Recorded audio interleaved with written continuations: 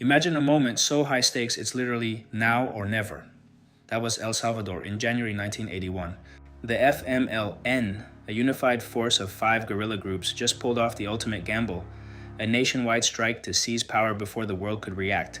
But to understand the gamble, we have to look at the breaking point. The 1980 assassination of Archbishop Romero had set the country on fire. Inspired by the 1979 Sandinista victory in Nicaragua, the Salvadoran rebels believed they could achieve a shortcut to revolution. In late 1980, 5 disjointed groups merged into the FMLN.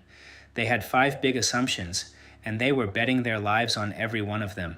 From the military structure of the FPL to the bold urban commandos of the RN, they were finally speaking with one voice under a unified command. They were racing against the clock. Ronald Reagan was about to be inaugurated, and they knew his administration would be far less patient than Jimmy Carter's. January 10th, 5 p.m., the chaos began. 43 military and police locations across El Salvador were hit at the exact same moment. In Santa Ana, the second largest city, they almost had it. 2 captains led a mutiny within the barracks, burning parts of the garrison and defecting. But the popular uprising they expected never followed. The government reinforcements moved in, and by the next day, the mutiny was contained. In the east, the FMLN occupied San Francisco Gotera, the capital of Morazan. For 3 days, they held the city, intending to declare a liberated territory. But the military used superior firepower to force a retreat. Morazan wouldn't fall easily, but it wouldn't become the new capital either. The real audacity was in the airwaves. Rebels seized radio stations in San Salvador, broadcasting General Order No. 1 across the capital. They declared the streets were theirs, calling for a massive, nationwide general strike to topple the government in one blow. On January 13th, the strike was officially called. Businesses closed and transport stopped, but the masses didn't join the fight. Fear of reprisal was too high. The FMLN had bet on a quick insurrection. By mid-January, it was clear that the shortcut to victory was a dead end. They even hit the Ilopango Air Base, targeting the government's helicopters. While they caused damage, they failed to destroy the fleet. Those helicopters proved decisive. They allowed the military to ferry troops to hotspots and crush the scattered guerrilla assaults. The offensive also revealed a massive shift in rebel logistics. They weren't just using hunting rifles anymore, they had modern M16s. US intelligence found evidence that these weapons had been funneled through Nicaragua, originating from Vietnam-era stockpiles. In a desperate move, 100 fighters tried to land via boats at La Union. They were intercepted, and the incident became a major catalyst for US intervention. President Carter, who had suspended aid over human rights abuses, resumed it in his final days. The offensive had convinced Washington that the military was at risk. When Reagan took office, he didn't just resume aid, he escalated it. An additional $25 million was authorized almost immediately.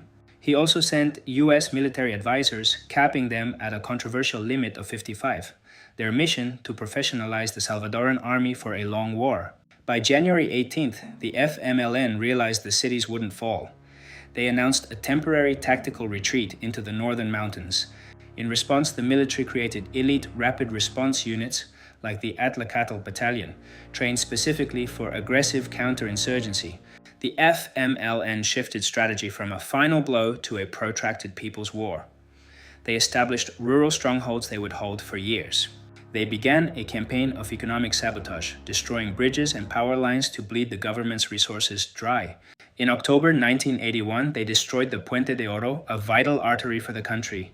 It was a clear sign that the war was far from over. The conflict devolved into a stalemate. The government controlled the cities with US help, while the FMLN controlled the rural, liberated zones.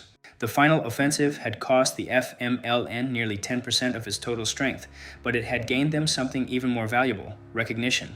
Leaders later called it a political victory.